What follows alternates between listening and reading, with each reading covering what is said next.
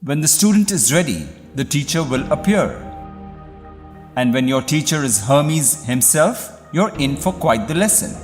As Hermes says, "If thou but settest foot on this path, thou shalt see it everywhere." Hermeticism is one of the key traditions of Western esoteric sciences, along with Jewish Kabbalah and Gnosticism. From the medieval alchemy and occult science of the Islamic Golden Age to the development of science in the Renaissance and the Age of Enlightenment up to our modern era, Hermeticism has always lurked behind the scenes as one of the driving philosophies behind great intellectual breakthroughs. Hermeticism has always played an integral role in the history of human understanding of the nature of being. But before we delve into the key Hermetic teachings and their insights into the nature of being, let's first get to know a little bit about Hermes Trismegistus, also known as Hermes the Thrice Greatest, which is Old English for Hermes the super cool. The history and myths surrounding Hermes Trismegistus are abundantly available all over the internet. Thousands of sources give different accounts of this fascinating archetypal figure. Let us read his most influential text, the text that inspired Sir Isaac Newton, the father of modern science. This version of the text is the translation of Sir Isaac Newton from Latin to English. "'Tis true without lying, certain and most true, that which is below is like that which is above, and that which is above is like that which is below. To do the miracle of one only thing, and as all things have been and arose from one, by the meditation of one, so all things have their birth from this one thing, by adaptation.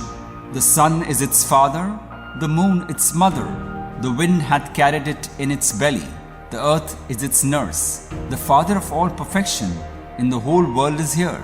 Its force or power is entire, if it be converted into earth. Separate thou the earth from the fire, the subtle from the gross, sweetly with great industry.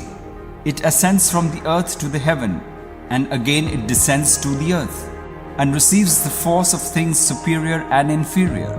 By this means you shall have the glory of the whole world, and thereby all obscurity shall fly from you. Its force is above all force. It vanquishes every subtle thing, and penetrates every solid thing. So was the world created. From this are and do come admirable adaptations, whereof the means is here in this. Hence I am called Hermes Trismegistus, having the three parts of the philosophy of the whole world. That which I have said of the operation of the sun is accomplished and ended." The text I just read is the Emerald Tablet of Hermes Trismegistus. The origins of the tablet cannot be traced beyond the old Arabic scriptures sometime between 200 CE and 800 CE. The ancient Arabic encyclopedia known as Kitab-e-Halal, or the Book of Causes, holds the oldest known version of the tablet. The text has allegedly survived from the Hellenistic period to the Islamic Golden Age. Hugo of Santilla introduced the tablet to the West with his translation of the text from Arabic to Latin in the 12th century CE, inspiring alchemists, artists, mystics, and scholars till this day. Anyway, enough about history. There are hundreds of sources that go in depth. We don't need to do that here. Let's delve into what we are here to introduce, the 7 Hermetic principles. So let's talk about the Hermetic principles. First of all, you need to keep in mind that this is but a humble introduction to the 7 Hermetic principles. We advise you to read the Kybalion and the 3 Initiates, which is an essential Hermetic introductory text for a novice. Let's start with the first Hermetic principle, mentalism. The first Hermetic principle is about consciousness, that is, mind being the all. Or, as some Hermeticists like to say, the all is mind. The source of existence, the one cause that creates everything, is consciousness. Consciousness is the anchor upon which everything revolves. Once you grasp this principle, you realize that self with a capital S is the source of everything you experience. In other words, all your experiences, negative or positive, are sourced from the same fountain, which is the self. If you feel, Like you understand this principle, take a deep breath and look around you. Ask yourself this: have you ever experienced something outside of yourself? Take a moment to think about that. Now think about the following Hermetic maxim: as within, so without. When you realize that the border between the microcosm and macrocosm is very thin, that's your first step in the journey of self-mastery. The second Hermetic principle is correspondence. The famous maxim goes as follows: as below, so above. As above, so below. This iconic phrase is often used to give a very low resolution image of what Hermeticism is all about. Of course, the more you research and practice Hermeticism, that low resolution image becomes a high resolution image. The principle of correspondence holds a significant truth. Mind and matter play by the same rules. As the intellect progresses towards a better understanding of the mental planes, it also achieves a better understanding of the nature of the material world. Think of how a musician is able to play the notes that he imagines with his inner ear. That's one good way to think about the mastery of the law of correspondence. This brings us to the third Hermetic principle: vibration. Music is a more accurate format to portray reality than any form of abstract language. As Friedrich Nietzsche once said, language can never adequately render the cosmic symbolism of music, because music stands in symbolic relation to the primordial contradiction and primordial pain in the heart of the primal unity, and therefore symbolizes a sphere which is beyond and prior to all phenomena. Rather, all phenomena compared with it are merely symbols. Hence, language, as the organ and symbol of phenomena, can never by any means disclose the innermost heart of music. Language, in its attempt to imitate it, can only be in superficial contract with music, while all the eloquence of lyric poetry cannot bring the deepest significance of the latter one step nearer to us.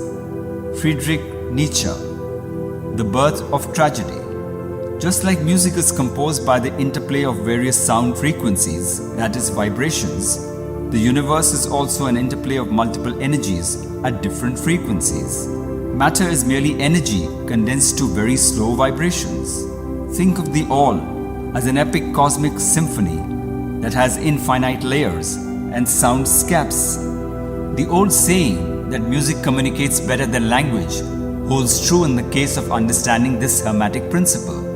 If you understand how music works, you can get a lot of insights into the nature of existence. Consider how music affects your mood and how you can use that to have some mastery over your emotions and internal states. Notice how different songs influence your awareness and mood. And remember that music is one of the most integral parts of mysticism and spirituality. So, try to elevate the status of music in your life from a mere dopamine fix to a spiritual practice. The fourth Hermetic principle: polarity. All truths are but half-truths. They are two sides of the same coin. There are two extreme poles to everything.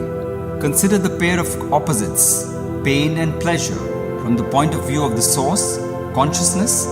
They are the same thing, they just vary in degree. Think of another pair of opposites, perhaps love and hate. Have you noticed how we often direct our feelings of hatred to the people we are supposed to love? The same source that nurtures also deprives, and the same fountain that gives blessings also curses. For example, a young girl would say, "I hate dad. He thinks I'm a little girl. I wish he just dies," when she's frustrated. But deep inside, it's her deep love for her father that drove her to feel that way. Perhaps because she feels that he doesn't understand what she's going through the way she expects him to do.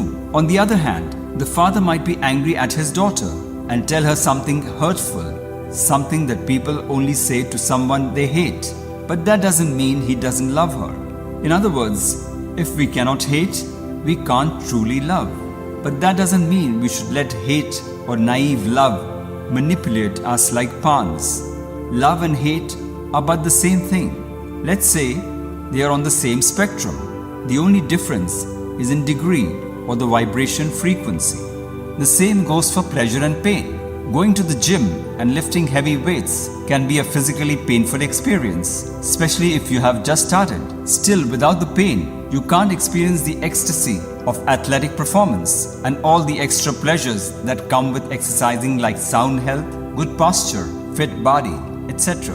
In regards to the opposite, Carl Jung once wrote, "No tree, it is said, can grow to heaven unless its roots reach down to hell." Being aware of such dichotomies elevates the consciousness. That's what the principle of polarity is all about. Now, the fifth Hermetic principle, rhythm. Everything swings between two extremes: the rise and fall of civilizations, the birth and extinction of species, the life and death of stars. There's a silent upbeat for every downbeat in a song, which is what gives us rhythm. It's a swing between the two extreme qualities of the same thing that creates everything. Fear not the swing of a pendulum, for it has to swing. However, the one thing that stays constant is the essence of life, consciousness, the eternal mind, which is constantly changing. The only constant is change, that is rhythm. Once you elevate your consciousness through discipline and wisdom, the bipolarity of experience no longer has a strong grip on you. You embrace swinging. In fact, you contribute to the groove either by dancing gracefully or by adding beats and notes to the cosmic composition. This brings us to the sixth Hermetic principle, cause and effect. For every flap of a butterfly's wings, no matter how insignificant it may seem, a storm accumulates as time flows, or shall we say everything vibrates. If you're familiar with the chaos theory and the mathematics behind it, then you know that no matter how insignificant a variable in nature might seem, the consequences of that little variable playing around with all the other variables may either exalt life or threaten it. The butterfly effect is always at work. Consider the case of a small virus affecting only one person in one Chinese city, and all the chaos and new social orders it leads to a few years later. Grasping this principle is an incentive to be careful about what you plant, because everything aggregates good and bad, negative and positive. You sow what you reap. So learn and practice how you cultivate your garden to your benefit and the people surrounding you. As sentient beings, we have free will, meaning we have to always make a choice between fostering the positive aspects of life or overindulging in the negative ones. This is where the Taoist may bring the concept of yin and yang and say, a well-lived life balances between the positives and the negative. Both negative and positive experiences serve as guides to the substantial truth and essence of life. Lying to yourself willingly or unwillingly distorts the substantial truth and renders the essence of life sometimes unbearable. That's why mindfulness and mental clarity are more important than anything else in any spiritual endeavor. And finally, the seventh Hermetic principle, gender. There are two aspects to existence: order and chaos. The longer you observe the chaos and interact with it, the more you're likely to find order somewhere in there. And once consciousness starts observing order in chaos, that's when the masculine and feminine energies play their dance. One could say that the endeavor of all thinkers, artists, and spiritual people throughout history was to find order amidst the chaos that we call the universe. From spirituality to philosophy and natural sciences, we see humans attempting to derive order out of chaos, to give us more power and bring us closer to a better understanding of creation and the art of living. Think of chaos as the feminine dark energy that has no form, and order as the masculine phallic energy of illumination, penetrating through the darkness, creating intricate patterns. Now think of both energies as your essence. You are both chaos and order. One person might lean towards chaos more than order, while the other might lean towards order more than chaos. And that's where we complement each other as brothers and sisters. Our masculine and feminine energies are a manifestation of the divine. When both energies engage in their cosmic symphony and dance, consciousness, life, and everything becomes manifest. Conclusion. Knowing about the Hermetic principles is only the very tip of the iceberg. To live according to the Hermetic principles is a lifetime endeavor. and a pleasure that only a few souls are lucky enough to experience. It takes a well-grounded person with a solid mind-soul-body connection to fully grasp the Hermetic principles. It's highly encouraged to transmute the knowledge from mere abstractions to actual practices and daily life exercises that enhance the quality of your experience. Merely learning about these principles isn't enough.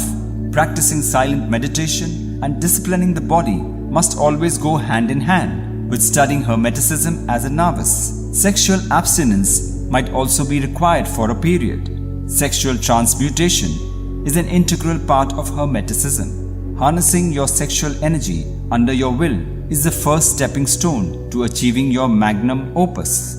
Before we end the video, I would like to recommend the Kybalion and the Corpus Hermeticum, which are two rites of passage if you want a good starting point.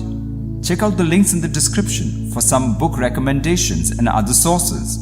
If you like this video, please consider supporting the channel. That would encourage us to create more similar content. And always remember to know, to will, to dare, and to keep.